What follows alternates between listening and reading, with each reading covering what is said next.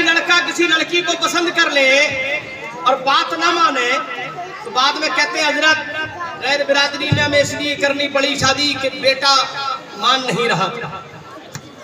پھر بولے حضرت کیا کرتے, مجبور ہو گئے ہم, اس لیے ہمیں ایسا کرنا پڑا. لیکن جب یہی معاملہ بیٹی کا آ جاتا تو پھر کہتا حضرت میری ناک کٹ جائے. یار یہ بیٹی کے معاملے میں ناکیں ہماری پلاسٹک کی کیوں ہو جاتی ہے اور بیٹے کے معاملے میں لوہے کی؟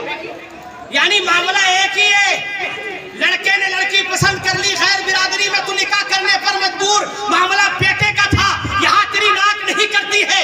لیکن یہی معاملہ اگر بیٹی کا آ جاتا ہے تو کہتا ہے میری ناک کٹ جاتی, اس لیے میں نے جو ہے منع کر دیا, میں کچھ بھی کر سکتا ہوں. وہ سے اپنی بیٹیوں کو مار بھی ڈالتے ہیں, گولیاں چلا دیتے ہیں. ایسے لوگ یاد رکھیں یہ اسلام نہیں ہے.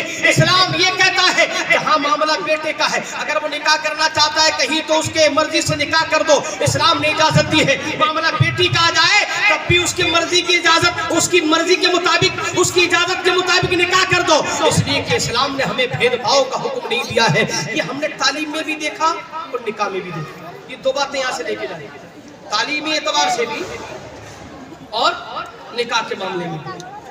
یہ دو باتیں بڑی اہم ہیں.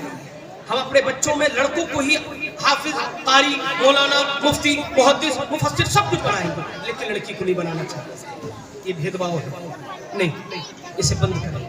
اپنی بیٹی کو بھی حافظ بنا, حافظہ بنائے, قاریہ بنائے, عالمہ بنائے, مفتی بنائے. دوسری, جب نکاح کا معاملہ آتا ہے تب بھی تم ایسا ہی کرتی ہو. بیٹی کی مرضی ہے تو تمہاری ناک کٹ رہی ہے, بیٹے کا معاملہ ہے تو بھلے مجبور ہونا پڑا. یہ مجبور تم بیٹی کے معاملے میں کیوں نہیں ہوئے؟ اس کا مطلب یہ کہ تم نے اپنی بیٹی کو مجبور بنا کے رکھا ہے. یہ مصطفیٰ کا حکم نہیں. میں اس پہلو پہ بول سکتا ہوں لیکن وقت بہت ہو چکا ہے, میں اپنی بات سمیٹنے کی کوشش کرتا ہوں. حضرت سیدنا امام مالک رضی اللہ تعالیٰ عنہ فرماتے ہیں یہ جو پیچھے میرے دروازہ ہے نا, اس دروازے کے پیچھے میری بیٹی بیٹھی ہوئی. کیا سرکار وہ کیا کر رہی ہے؟ کہا کہ اگر مجھے غنودگی طاری ہو جاتی ہے, نیند آ جاتی ہے اور تم کبھی کچھ چھوڑ جاتے ہو تو یہ مت سمجھنا تم چھوڑ کے نکل جاؤ گے. اس لیے کہ اللہ کا کرم ہے کہ جتنی لاکھ حدیثیں مجھے یاد ہیں الحمدللہ میری بیٹی کو بھی یاد ہے. حضرت سیدنا امام مالک رضی اللہ تعالیٰ عنہ فرماتے ہیں اللہ کا کرم ہے کہ اللہ پاک نے مجھے ایسی بیٹی عطا فرمائی ہے جو قرآن کی حافظہ بھی ہے, حدیثوں کی حافظہ بھی ہے, قاریہ بھی ہے, عالمہ بھی ہے, مفتیہ بھی ہے.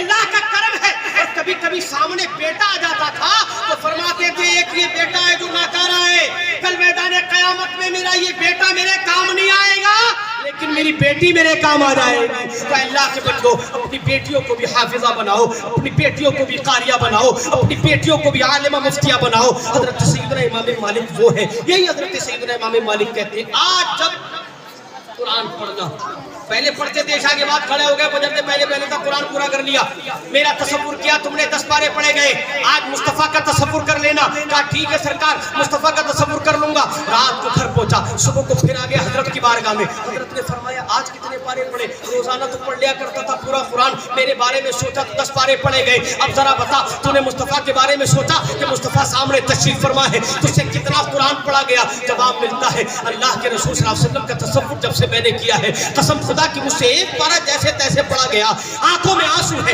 کہا آج کیا کرنا ہے حضرت؟ حضرت نے فرمایا آج نہ میرا تصور کرنا ہے نہ مصطفیٰ کا, بلکہ اللہ کی بارگاہ میں حاضر ہونے کا تصور. بے شک سبحان اللہ. میں اللہ کی بارگاہ میں حاضر ہو کے قرآن پڑھ رہا ہوں. اے حافظو تم بھی ذہن میں رکھو جب تراویح پڑھایا کرو تو یہ تصور کر لیا کرو خدا کی بارگاہ میں حاضر ہے, اور قرآن اس انداز میں پڑھا کرو جس انداز میں پڑھنے سے اللہ کا قرب حاصل ہوتا. سبحان اللہ. صبح کو پھر آیا حضرت کی بارگاہ میں, حضرت نے کہا کتنا قرآن پڑھا؟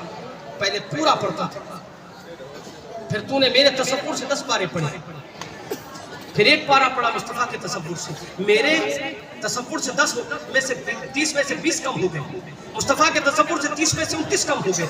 आज कितना पढ़ के आया है, अब रोने लगता है, गिड़गिड़ाने लगता है, हजरत बहुत गलतियां हो गई, माफ फरमा दे, अल्लाह मुझे माफ करे। कहा हुआ क्या? कहता है खुदा की कसम पूरी रात कोशिश करता रहा ये तसव्वुर करके कि अल्लाह की बारगाह में खड़ा हूँ, अल्लाह मुझे देख रहा है। और जब मैंने कुरान पढ़ना शुरू किया तो मुझसे सूरह फातिहा भी ना पढ़ी गई। अल्लाह अकबर, अंदाजा तो लगाएं, एक बंदा अगर खुलूस नियत के साथ कुरान पढ़ना शुरू करे, अंदाजा लगाएं यार, उस बंदे से सूरह फातिहा ना पढ़ी गई और हम थोड़ी देर में सूरह बकरा पढ़ के चले आते हैं, आधे घंटे में 10 पारे पढ़ लिया करते हैं।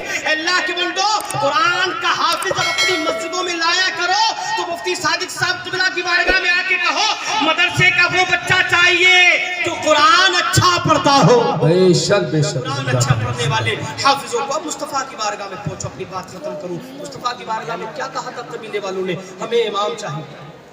मुस्तफ़ा चाहते, कहते यहाँ से ले जाओ कारी साहब को, यहाँ से ले जाओ, इनको ले जाओ, इनको ले जाओ, इनको ले जाओ। लेकिन मेरे आका ने फरमाया अपने कबीले में से किसी एक को आलिम बनाओ, किसी एक को इमाम बनाओ। या रसूलल्लाह किसे बनाओ? आका ने फरमाया उसे बनाओ जिससे कुरान अच्छा याद है। क्या बात है, जिंदाबाद। कुरान